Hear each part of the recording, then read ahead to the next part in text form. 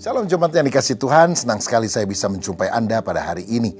Saya akan menyampaikan renungan dengan judul Mengapa Doa Tidak Dijawab, Yakobus 4 ayat 1-3, demikian bunyinya. Dari manakah datangnya sengketa dan pertengkaran di antara kamu? Bukankah datangnya dari hawa nafsumu yang saling berjuang di dalam tubuhmu? Kamu mengingini sesuatu tetapi kamu tidak memperolehnya. Lalu kamu membunuh, kamu iri hati, tetapi kamu tidak mencapai tujuanmu, lalu kamu bertengkar dan kamu berkelahi. Kamu tidak memperoleh apa-apa karena kamu tidak berdoa. Atau kamu berdoa juga tetapi kamu tidak menerima apa-apa karena kamu salah berdoa. Sebab yang kamu minta itu hendak kamu habiskan untuk memuaskan hawa nafsumu. Rasul Yakobus berbicara dengan sangat tajam kepada jemaat Kristen Yahudi yang hidupnya penuh dengan konflik, pertengkaran, dan doa yang tidak dijawab. Dia membongkar akar masalahnya, hasrat pribadi yang tidak terkendali, atau keinginan yang egois. Masalah itu bukan dari luar datangnya, seringkali justru dari hati kita yang busuk. Sumber konflik rohani adalah keinginan diri yang mementingkan diri, yang egois. Nah, kita melihat ada beberapa hal di sini. Pertama, mengapa doa kita tidak dikabulkan Tuhan? Karena pertengkaran satu sama lain. Ayat 1. Dari manakah datangnya sengketa dan pertengkaran di antara kamu? Bukankah datangnya dari hawa nafsumu yang saling berjuang di dalam tubuhmu? Sengketa dan pertengkaran menggambarkan konflik serius dan berulang yang kadang-kadang terjadi juga di dalam gereja. Ada orang yang datang dengan hawa nafsu, yaitu kesenangan egois. Dari kata hedonon dalam bahasa Yunani, asal kata hedonisme, hanya mementingkan kenyamanan pribadi. Yakobus menyatakan konflik eksternal lahir dari konflik internal. Yakobus menyerang langsung sumber kekacauan, hasrat manusia yang egois, keinginan hati yang tidak sesuai dengan kehendak Tuhan, hanya memegahkan diri, hanya sombong. Nah, dalam keluarga kita harus menjaga supaya masing-masing pihak tidak memperhatikan atau mempertahankan keinginan diri sendiri yang merugikan orang lain. Kalau saya membaca dalam 1 Petrus 3 ayat yang ke-7, firman Tuhan berbunyi demikian. Demikian juga kamu, hai suami-suami, hiduplah bijaksana dengan istrimu sebagai kaum yang lebih lemah. Hormatilah mereka sebagai teman pewaris dari kasih karunia, yaitu kehidupan, supaya doamu jangan terhalang.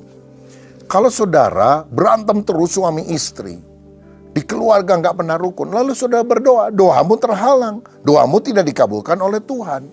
Karena apa? Doa tidak terjawab karena permasalahan konflik yang tidak diselesaikan. Bukannya Tuhan tidak mau memberkati kita, tapi dosa yang kita lakukan itulah yang menghalangi berkatnya turun. Dan salah satunya adalah pertikaian, pertengkaran. Ayo kita bersatu, ayo kita rukun agar berkat dicurahkan. Saudara, bukan masalah luar yang merusak hidup rohani, tetapi hasrat atau keinginan dalam diri yang tidak disalibkan. Jangan selalu menyalahkan orang lain atas konflik yang terjadi. Tanyakan dulu, apa yang sedang diperjuangkan hatiku? Coba kita evaluasi. Apakah konflik dalam keluarga, dalam gereja, dalam komunitas berasal dari ego yang saling bertabrakan? Ada dua pemimpin pelayanan bertengkar soal siapa yang akan memimpin acara Natal, lebih berpengaruh dalam pengambilan keputusan. Ini kan bukan karena visi, tapi karena ego. Ini bukan masalah organisasi, ini masalah hati. Maka kita harus merendahkan hati satu dengan yang lain. Tidak punya ambisi pribadi, tidak punya kepentingan. Biar nama Tuhan saja yang dipermuliakan. Oh, ada banyak organisasi Kristen ribut, pecah dan sebagainya. Sebetulnya bukan karena firman Tuhan, tapi karena ambisi pribadi yang perlu ditaklukkan. Nah, yang kedua, perilaku buruk dari hati yang busuk. Ini yang menghambat doa tidak dikabulkan oleh Tuhan. Dikatakan kamu mengingini sesuatu tetapi kamu tidak memperolehnya. Lalu kamu membunuh, kamu iri hati, tetapi kamu tidak mencapai tujuanmu. Lalu kamu bertengkar dan kamu berkelahi. Yakobus memperingatkan keinginan egois yang berujung pada kehancuran relasi dan karakter. Polanya, kita menginginkan sesuatu, tidak dapat, lalu marah, lalu melakukan tindakan destruktif. Wah, ini bahaya. Sehingga kita membunuh dikatakan. Nah, tampaknya tidak lateral, bukan membunuh pakai pisau, pakai pistol, tapi menunjukkan kebencian yang mematikan. Sebab 1 Yohanes pasal 3 ayat yang ke-15 berkata demikian. Setiap orang yang membenci saudaranya adalah seorang pembunuh manusia. Dan kamu tahu bahwa tidak ada seorang pembunuh yang tetap memiliki hidup yang kekal di dalam dirinya. Jadi jangan sampai kita benci sama orang lain. Itu sama dengan pembunuhan. Yakobus menggambarkan betapa dalamnya kejatuhan manusia. Dari keinginan ke konflik, bahkan kebencian yang mematikan.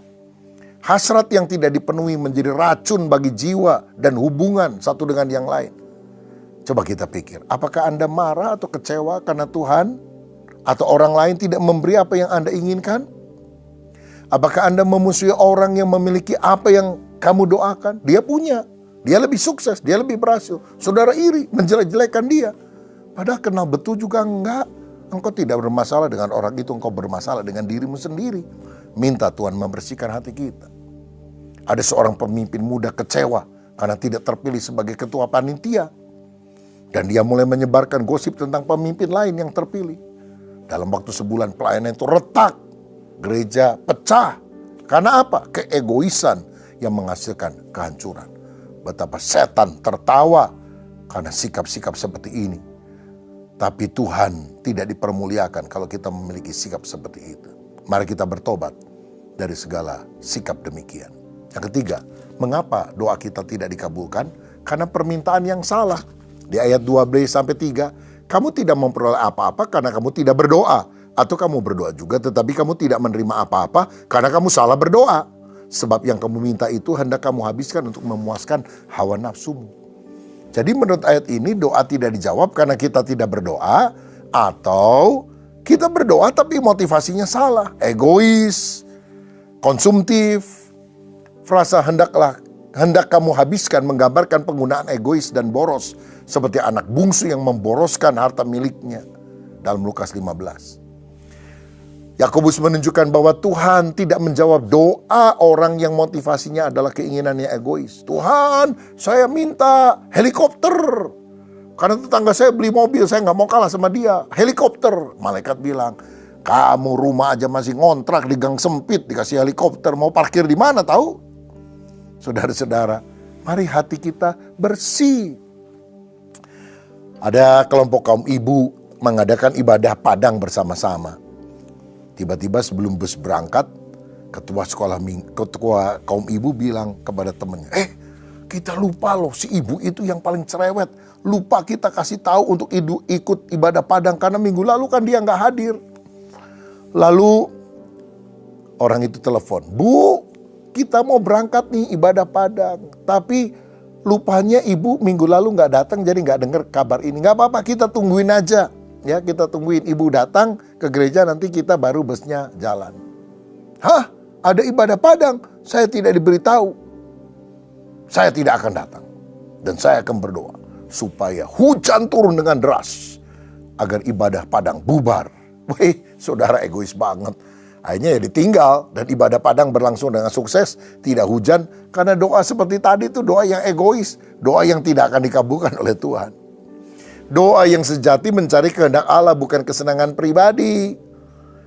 Periksa motivasi hati kita ketika kita berdoa. Apakah kita berdoa untuk sesuatu bagi kemuliaan Tuhan? Ataukah untuk kenyamanan diri kita sendiri? Mari latih hati untuk berkata, Tuhan berikanlah apa yang sesuai dengan kehendak-Mu dan bukan keinginanku. Ada orang yang berdoa agar diberi promosi jabatan. Tapi Tuhan tahu. Kalau dia naik jabatan, dia jadi sombong dan menjauhkan diri dari pelayanan. Kan Tuhan Maha tahu. Jawabannya, tidak. Kamu tetap pada posisi yang ada. Kenapa? Karena Tuhan jahat? Tidak. Tuhan sangat baik. Karena Tuhan lebih peduli pada karaktermu daripada kenyamananmu. Tuhan tahu yang terbaik. Itu sebabnya, mari kita belajar menjadi orang yang benar-benar berkenan kepada Tuhan. Jangan ribut satu dengan yang lain. Jangan iri hati satu dengan yang lain. Tapi biarlah hidup kita berkenan kepada Tuhan. Siapa yang mau punya sikap hati yang berkenan kepada Tuhan? Mari kita berdoa. Bapa, jamah hati kami. Kalau ada hal yang tidak baik, Tuhan cabut dalam nama Yesus. Dan biar hati kami berkenan kepadamu. Kami berdoa bukan hanya menuruti keinginan kami, supaya doa kami dikabulkan. Tapi supaya kerinduan hatimu dikabulkan. Kami bertobat, kami menjadi lebih mirip karakternya seperti Kristus adanya. Berkat atas kami dalam nama Yesus. Amin.